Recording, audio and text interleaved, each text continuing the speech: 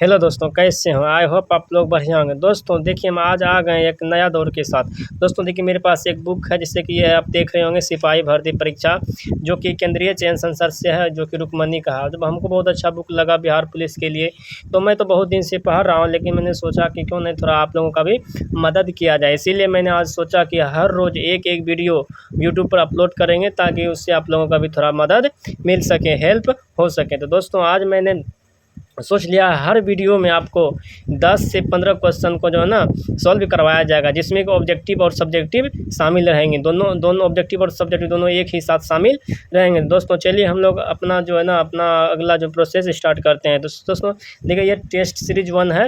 हर रोज़ देखिए, हर सीरीज में 100 क्वेश्चन होता है, ठीक है ना दोस्तों, जिसमें कि हम लोग 10 या 15 क्वेश्चन एक वीडियो में सॉल्व करेंगे। तो एक सीरीज को ख़त्म करने के लिए लगभग 10 वीडियो या फिर 8 या 9 वीडियो बन सकता है। तो इसीलिए अगर आप लोग जुड़े रहिएगा इसी के साथ, तो ही आप कुछ कर सकते हैं।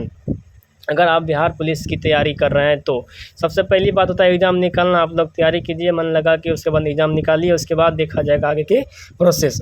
चलिए दोस्तों, हम लोग अपना आगे का जो है ना पढ़ाई पे ध्यान देते हैं। दोस्तों देखिए, सबसे पहला क्वेश्चन हम लोग देखते हैं। संविधान सभा में संसदीय प्रणाली के राष्ट्रपति प्रणाली की तुलना में अधिक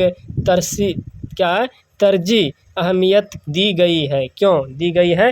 क्यों? तो उसका जो देखिए, उसका क्या है, उसका आंसर है उपयुक्त सभी, अर्थात डी नंबर आंसर है।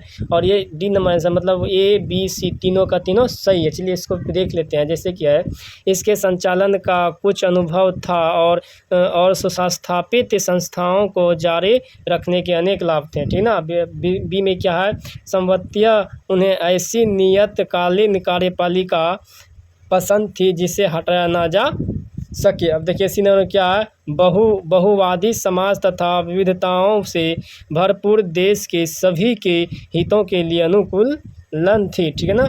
ये तो आपका हो गया ऑब्जेक्टिव। चलिए इसी क्वेश्चन का हम लोग सब्जेक्टिव पढ़ते हैं। तो सब्जेक्टिव कुछ इस तरह से दिया गया है। देखिए यहाँ पे आपको सब्जेक्टिव दिख रहा होगा, है ना। तो जो क्वेश्चन था उसके अनुसार यहाँ सब्जेक्टिव में आंसर दिया गया है कि संविधान सभा ने उपरोक्त सभी कारणों से संसदीय प्रणाली को राष्ट्रपति प्रणाली की तुलना में अधिक तरजीह अहमियत दी गई, क्योंकि नंबर ए में क्या था, इसके संचालन का कुछ अनुभव था और क्या है, सुस्थापित संस्थाओं को जारी रखने से अनेक लाभ थे। नंबर बी फिर देखिए, संभवतः उन्हें ऐसी नियतकालीन कार्यपालिका, ठीक है ना, पसंद थी जिससे हटाया ना जा सके। नंबर सी में क्या है, बहुवादी समाज तथा विविधताओं से भरपूर देश के सभी के हितों के लिए अनुकूल थी। ये चारों का चारों ऑप्शन सही था, तो इसी ऑप्शन को सब्जेक्टिव में डाल दिया गया। और उसी क्वेश्चन के रिलेटेड और सब्जेक्टिव में देखिए क्या क्या है। जैसे कि है, संविधान सभा में संसदीय प्रणाली को राष्ट्रपति प्रणाली की तुलना में अधिक तरजीह अहमियत दी गई। इसका कारण प्रश्न में उल्लेखित सभी विकल्प हैं। इसका कारण का जो प्रश्न में जो जितना भी ए बी सी जो उल्लेखित उसमें क्या है, तो संविधान सभा को व्यवहारिक रूप कैबिनेट मिशन योजना ने दिया था, ठीक है ना। संविधान सभा को किसने दिया था? कैबिनेट मिशन योजना ने दिया था। अगला पॉइंट है, संविधान सभा में लगभग 10 लाख जनसंख्या पर एक सदस्य निर्वाचित किया गया। समझ में आ रहा है? हम ज़्यादा समझा नहीं पाएंगे क्योंकि वीडियो बड़ा बन जाएगा, इसलिए सिर्फ आपको जो ना पॉइंट पढ़ के सुना देते हैं, ठीक ना। जैसे देखिए, निर्वाचित संविधान सभा 9 दिसंबर 1946 को पहली बार बैठक किया। फिर देखिए अगला पॉइंट में क्या है, भारत में संसदीय प्रणाली ब्रिटेन के संविधान से लिया गया। अब देखिए अगला पॉइंट है, संघात्मक व्यवस्था भारतीय संविधान में कनाडा के संविधान से लिया गया।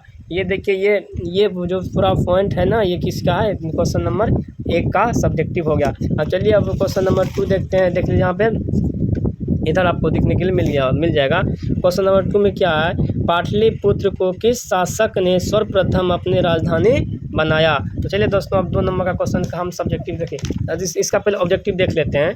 देखिए इसका ऑब्जेक्टिव में क्या है कि उदयीन किसने बनाया? उदयीन। देखिए क्वेश्चन है, पाटलिपुत्र को किस शासक ने सर्वप्रथम अपनी राजधानी बनाया? तो आंसर हो जाएगा उदयीन, ठीक ना। अब इसका जो क्या कहते हैं, इसका हम लोग सब्जेक्टिव देखेंगे। देखिए इसका सब्जेक्टिव यहाँ पर दिया गया है। जैसे कि चलिए अब इसका सब्जेक्टिव देखते हैं। देखिए क्या है कि उदयन ने सर्वप्रथम पाटलिपुत्र को अपनी राजधानी बनाया। फिर अगला है उदयन हर्षक वंश का शासक था।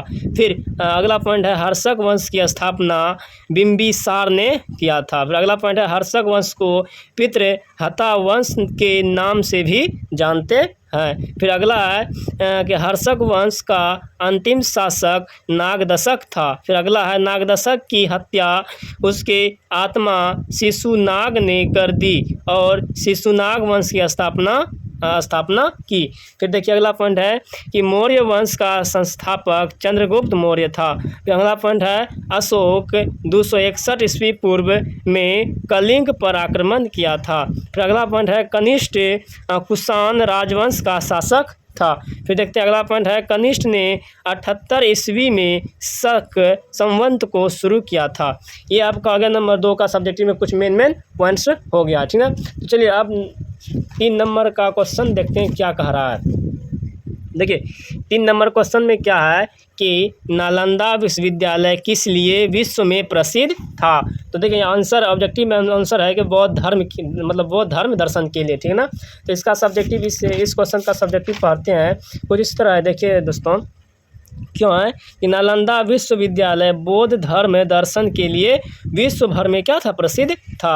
और इसके बाद और कुछ इम्पोर्टेंट पॉइंट दिया गया है कि नालंदा विश्वविद्यालय की स्थापना गुप्त शासक कुमार गुप्त ने किया, ठीक ना। अब अगला पॉइंट देखते हैं इसका दोस्तों। देखिए अगला क्या है कि विक्रमशिला विश्वविद्यालय की स्थापना पाल वंश के शासक धर्मपाल ने किया। अब पाल वंश का संस्थापक गोपाल था। पाल वंश शासकों की राजधानी कहाँ थे, मुंगेर थी।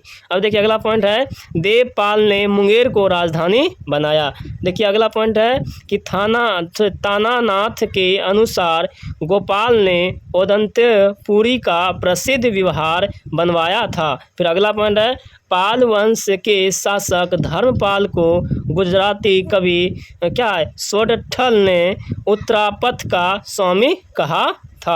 अब अगला पॉइंट देखिए दोस्तों क्या ये पॉइंट बाय पॉइंट दिया गया है, आप लोग समझ सकते हैं। देखिए ना पॉइंट बाय पॉइंट दिया गया है ताकि उतना पढ़ने में उतना जो नहीं लगे।